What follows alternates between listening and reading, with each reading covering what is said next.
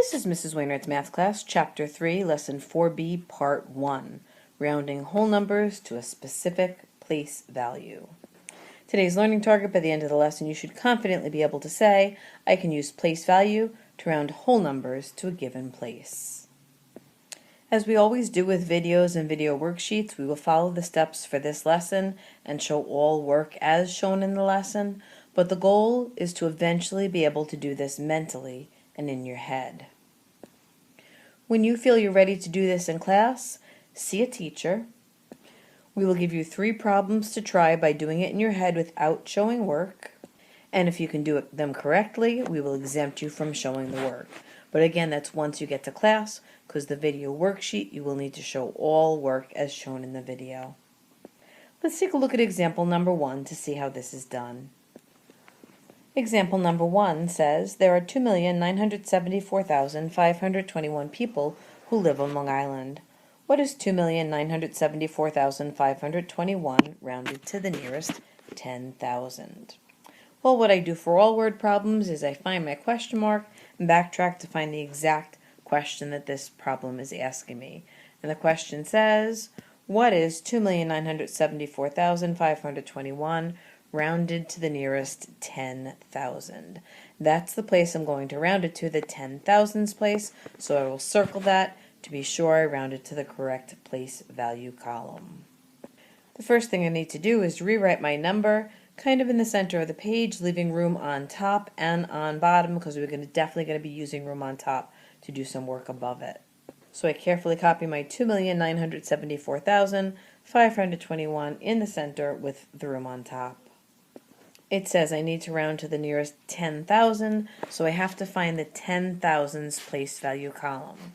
So I look at my first digit, and that's a 1. That's in the ones place. The 2 is in the tens place. 5 is in the hundreds place. 4 is in the thousands place. And the 7 is in the 10,000s place. That's what I'm going to round to, so I underline the digit that's in that place value column. Once I underline the digit in the place value column I'm told to round to, in this case it's 10,000, I extend that line all the way to the left of the number. Next, I'm going to decide what this number will round between, either the lowest round down or the highest round up when I'm rounding to the nearest 10,000.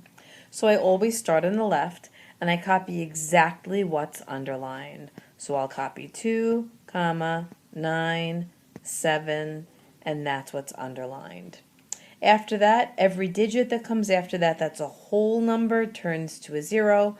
Every digit that comes after that that's a decimal number I will drop and ignore.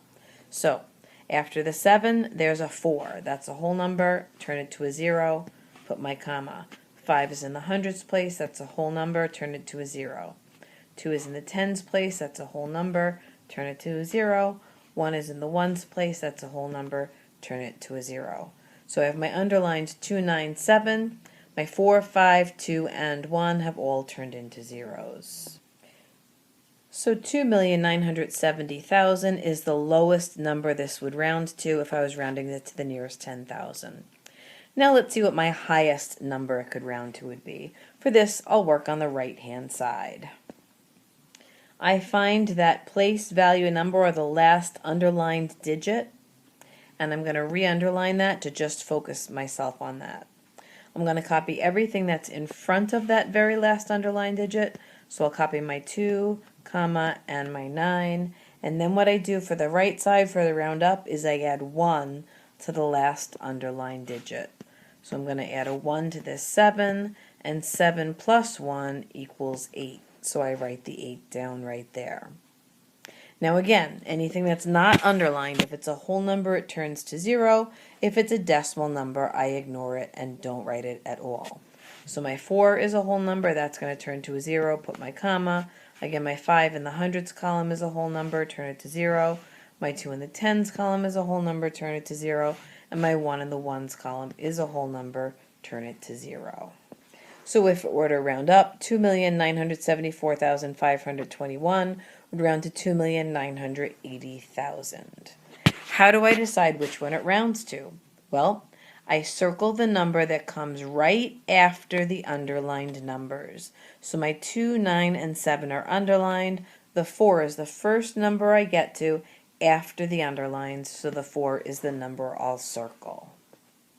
Now, the Island Tree School District is the perfect school district to live in. We're very lucky because in addition to being such a wonderful school district, it lets us know whether we round up or down just by the way our schools are set up. In the Island Tree schools, we have the little kids' schools, Spark and Stokes. They're basically on the same connected property. Those are the little kids' schools. Those little kids' schools have grade 0, which is what we call kindergarten, grade 1, grade 2, grade 3, and grade 4. And if any of the circled numbers are 0, 1, 2, 3, or 4, we think about, well, that's a little kid's school grade, so we would round down. But in the Island Trees School District, if you're in grade 5, 6, 7, 8, or 9, you're in one of the big kids' schools, right? Because 5, 6, 7, and 8 is in the middle school, 9 is in the high school, and the middle school and high school share their property. Those properties are connected. They're the big kids' schools. So if your circled number is a 5, 6, 7, 8, or 9, that means you will round up like the big kids' school. In this case, my circled number is a 4. I know 4 is little kid school. That means I'm going to round down, and rounding down is always going to be the number on the left. So 2,974,521 rounded to the nearest 10,000 would be 2,970,000. And that's my final answer. Please stop the video and complete worksheet number 1 right now. Let's take a look at example number 2. It says, what is 35,296,543 and 827 thousandths rounded to the nearest thousand? So again, I'm going to go back and underline my actual question, starting at the question mark, backtracking to the capital letter in the sentence.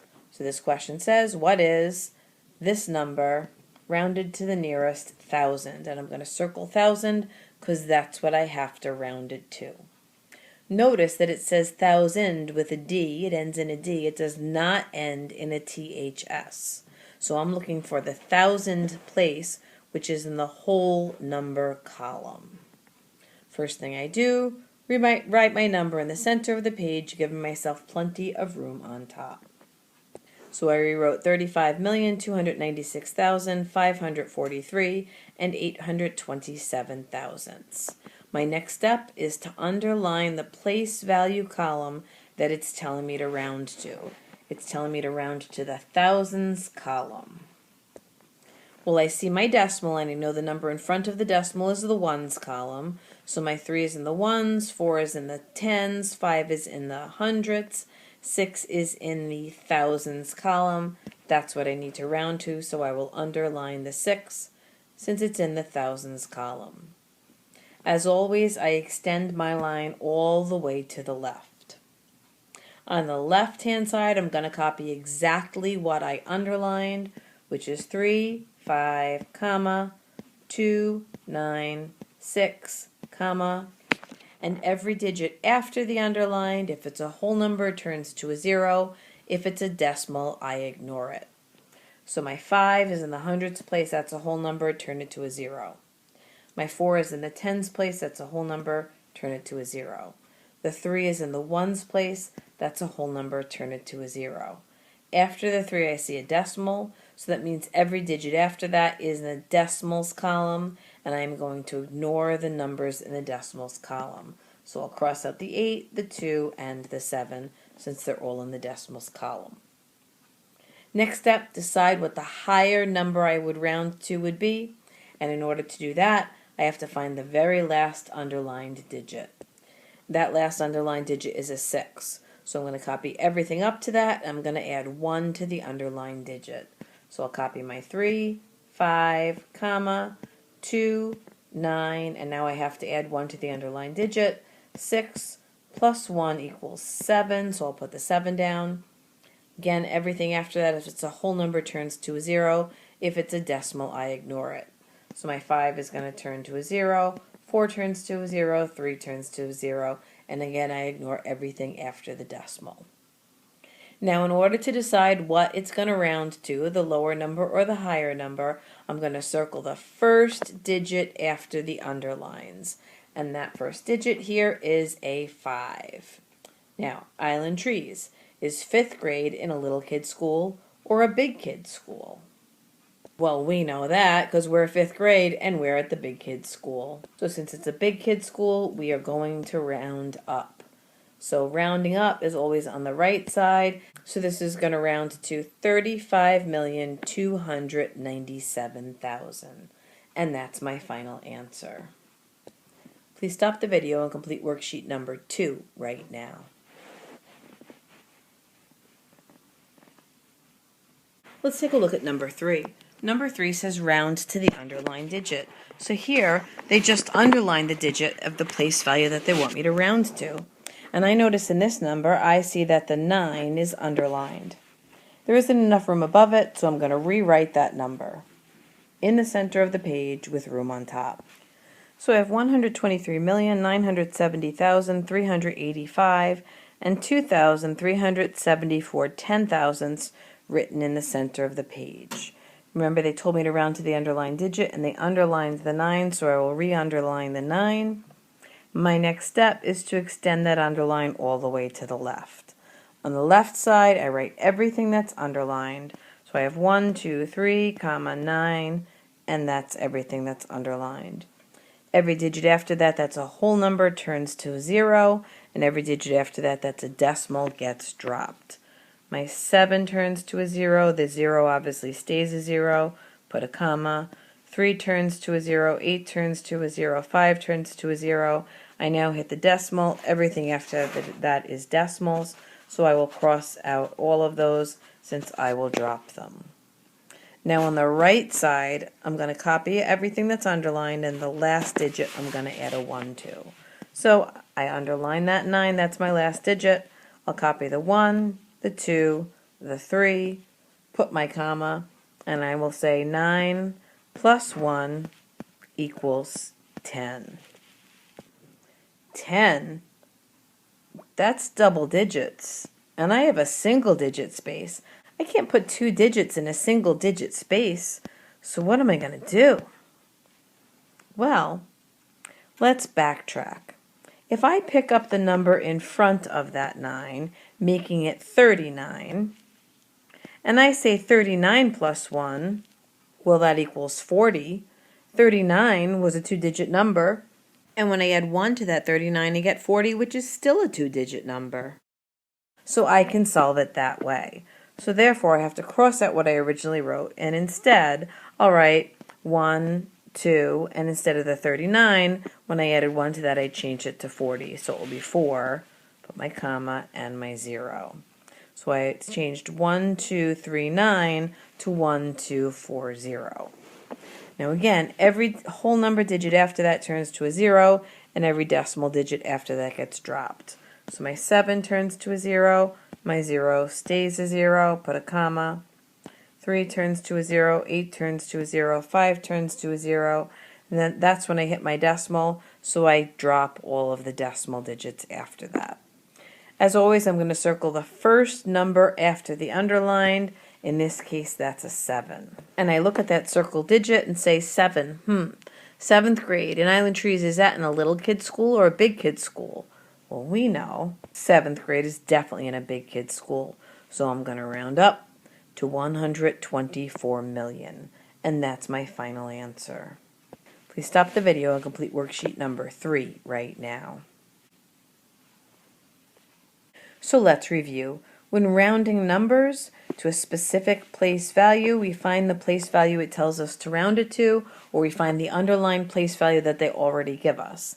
In this case, it told us to round to the nearest 1,000, so we found the thousands place, we underline it. We extend that line all the way to the left. On the left-hand side, we copy down every digit that's underlined, and every digit after that, if it's a whole number, turns to a 0. If it's a decimal number, we drop it. So here we turned our whole number to zeros, and then we dropped our decimal numbers. On the right hand side, we copy everything that's underlined, but the very last digit we will add 1 to. So we copied our 3, 5, 2, 9. We said 6 plus 1 equals 7. Again, whole numbers turn to 0. So we have 5, 4, and 3 turn to 0. Decimal numbers get dropped. We circle the digit to the right of the underlined numbers, that very first digit. In this case, it was a 5. If it's a little kid school, grades 0, which is like kindergarten, 1, 2, 3, or 4, we round down to the left. If it's a big kid school, 5, 6, 7, 8, or 9, we round up to the right. In this case, 5 was a big kid school, so we rounded up to the right. And that was our final answer. Remember, when rounding up, when you add 1 to that number, it needs to stay the same number of digits that it was originally.